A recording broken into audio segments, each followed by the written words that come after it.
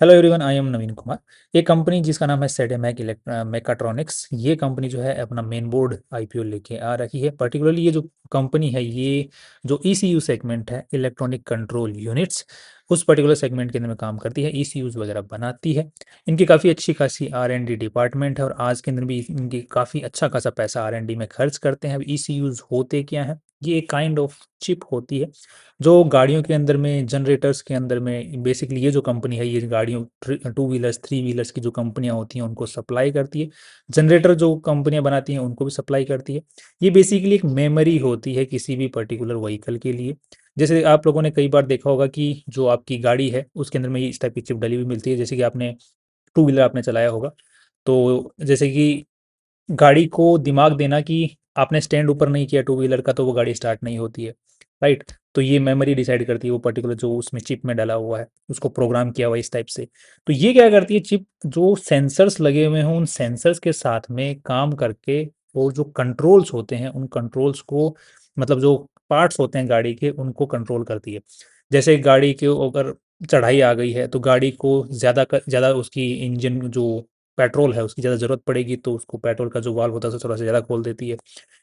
कई अभी जैसे इलेक्ट्रॉनिक्स के आइटम्स आ रहे हैं, तो इलेक्ट्रॉनिक आइटम्स के अंदर, इलेक्ट्रॉनिक गाड़ियों के अंदर में बहुत सारे ऐसे सेंसर्स लगने वाले हैं, राइट। तो उन सेंसर्स को, जो पर्टिकुलरली ये जो कंपनी है, उन सेंसर्स में और ज़्यादा इनोवेशंस करती जा रही है। नई जो मेमोरी है उसको और ज़्यादा इंटेलिजेंट बनाने में काम कर रही है, आर एन डी में खर्च कर रही है। सो अभी जो पर्टिकुलरली ये जो कंपनी है, ईसीयू तो बना ही रही है जो मेमोरी होती है किसी भी गाड़ी के लिए, एंड उसी के साथ में अभी जो है इलेक्ट्रॉनिक मोटर्स भी बनाने वाली है। और वो मतलब जो कमर्शियल प्रोडक्शन है उसके लिए जस्ट स्टार्ट है, मतलब स्टार्ट करने ही वाली है, फिर कर चुकी है आई गेस, ऐसे भी बोल सकते हो आप लोग। तो ये पर्टिकुलर कंपनी अपना आईपीओ लेके आ रही है, लगभग 4 मार्च से 6 मार्च के बीच में इसका आईपीओ खुलेगा।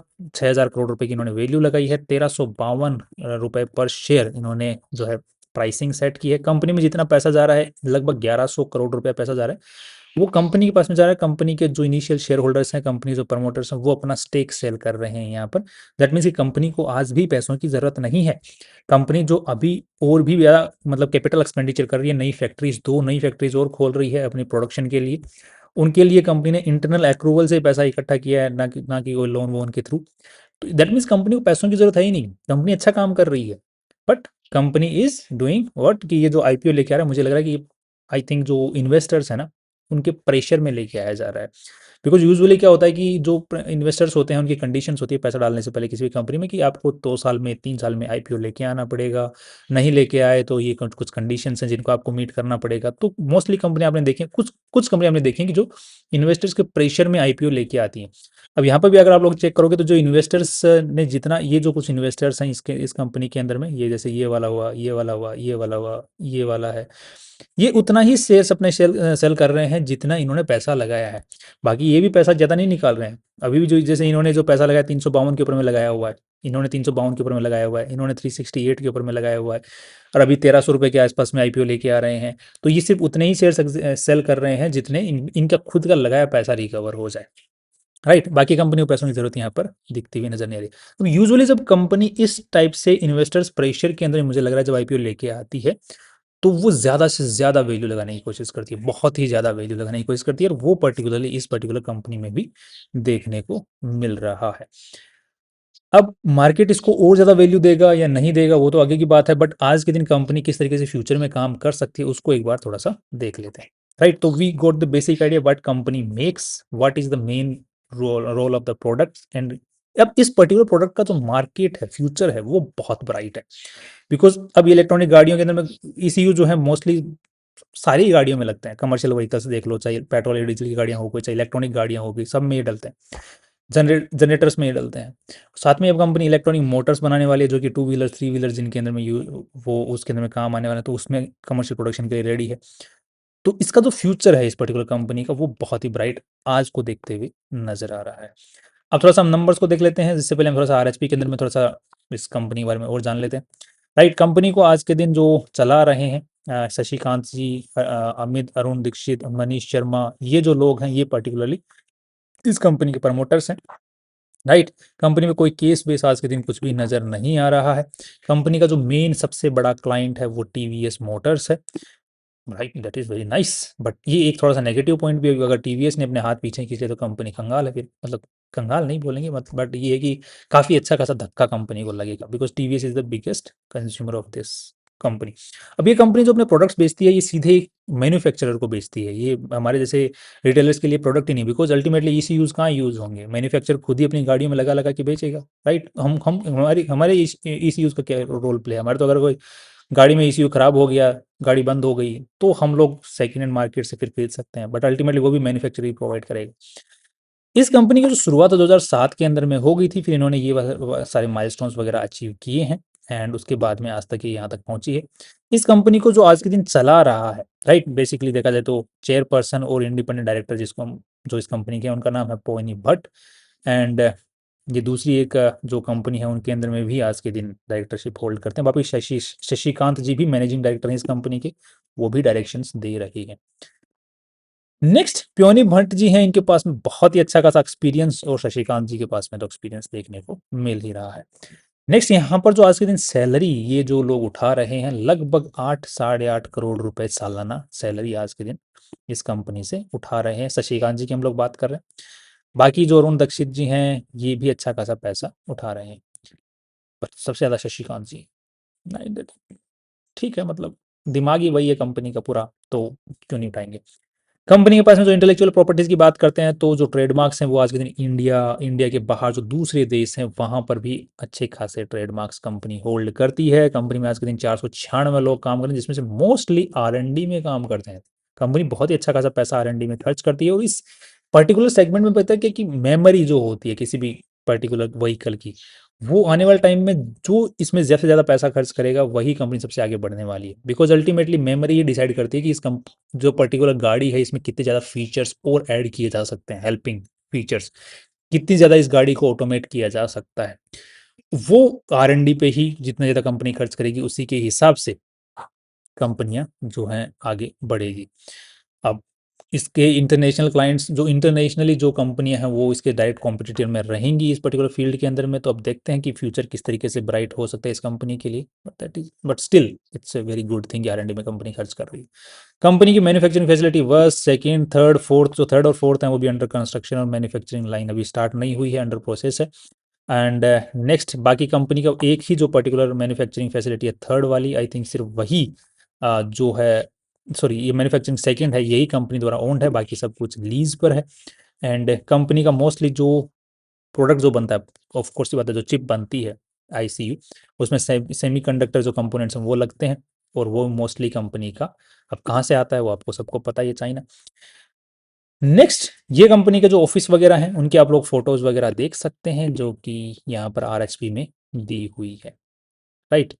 एंड ये कंपनी के प्रोडक्ट्स हैं जिनको आप लोग यहाँ पर चेक कर सकते हैं। ये जो आपको स्टार के साथ में जो प्रोडक्ट्स देखने को मिल रहे हैं इनकी अभी कमर्शियल प्रोडक्शन जो है अभी रेडी है होने के लिए, और मोस्टली आप लोग देख पा रहे हैं यहाँ पे जो इलेक्ट्रॉनिक व्हीकल्स की जो मोटर्स हैं वही यहाँ पर कमर्शियल प्रोडक्शन के लिए रेडी है। बाकी जो कंपनी जो चिप्स वगैरह ECUs हैं ये तो ऑलरेडी बेचती है, तो इनका जो रेवेन्यू है ये आपको आने वाले टाइम के अंदर में इस कंपनी के अंदर में देखने को मिल सकता है। तो यही एक पर्टिकुलरली पॉजिटिव फैक्टर है इस कंपनी में आज के दिन पैसा लगाने का, कि जब ये पर्टिकुलर प्रोडक्ट्स जो मार्केट में हिट करेंगे तो वो जो रेवेन्यूज को पुश करेंगे ऊपर की तरफ में और नेट प्रॉफिट्स को पुश करेंगे, तो कंपनी का स्टॉक किस तरीके से परफॉर्म करेगा वो एक देखने लायक चीज़ होगी। और इसी पर्टिकुलर चीज़ को इन्होंने ऑलरेडी अपने स्टॉक के प्राइस को जब डिसाइड किया है तो उन्होंने फैक्टर इन कर लिया है, बिकॉज अगर आप लोग इस कंपनी का चेक करोगे कंपनी की कमाई, तो यहाँ पर देखेंगे मेरा प्रॉफिट आफ्टर टैक्स इज, यहाँ पे गलत दिया हुआ डेटा, यहाँ पर देख देते हैं लेटेस्ट डेटा दिसंबर तक का इन्होंने दे रखा है, दिसंबर 2025 तक इन्होंने 70 करोड़ का नेट प्रॉफिट निकाला है। तो इस साल लगभग 85 90 90 करोड़ के आसपास तक का ये आराम से कर सकते हैं, हो सकता है पॉसिबिलिटी 100 करोड़ का नेट प्रॉफिट निकाल लेंगे, जिसके हिसाब से अगर देखा जाए तो 59 60 के आसपास का पी रेशियो निकल के आता, जो कि इन्होंने अपने कॉम्पिटिटर्स की लिस्ट भी बताई है। JF commercial vehicle control system India ये वाली, इसका 59 का ही पी रेशियो है, इसका इन्होंने ऑलरेडी 51 का पी रेशियो है, राइट, और ये 56 का है, राइट।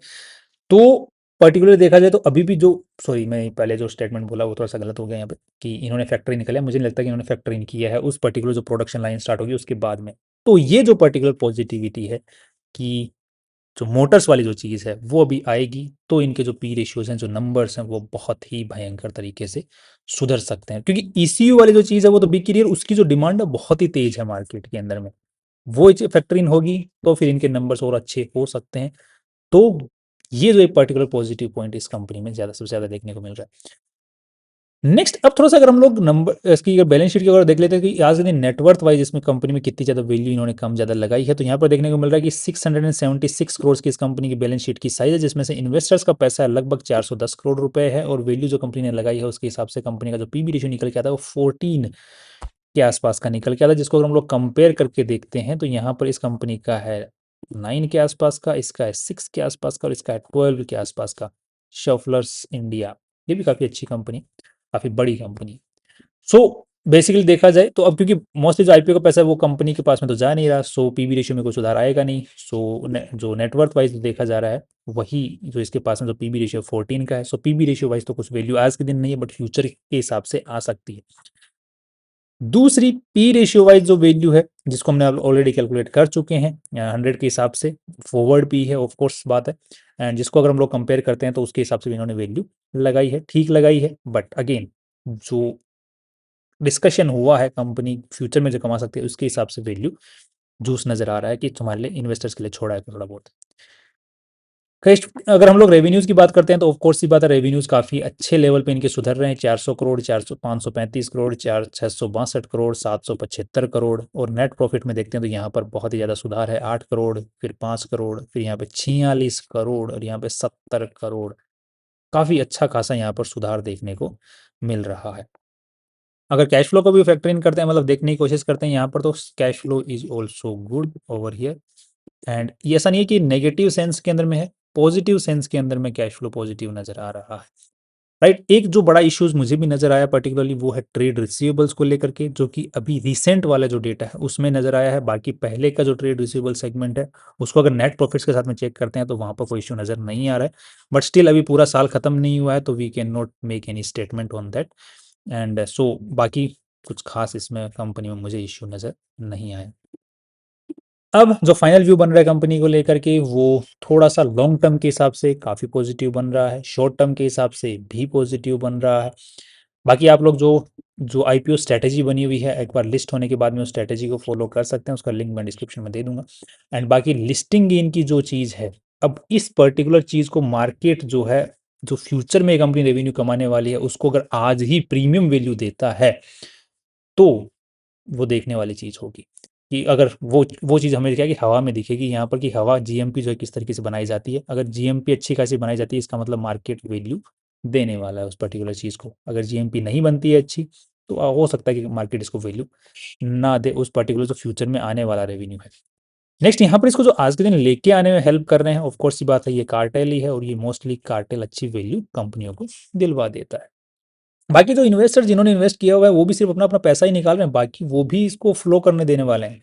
तो वो एक काफ़ी पॉजिटिव चीज़ है इस पर्टिकुलर कंपनी के लिए कि वो भी आधा पैसा निकालने नहीं निकाल रहे हैं या फिर प्रॉफिट कमाने की यहाँ पे कोशिश नहीं कर रहे हैं। They are just want to protect their own money so that they can invest in different company as well. So they just also want to ride the profits over in this company.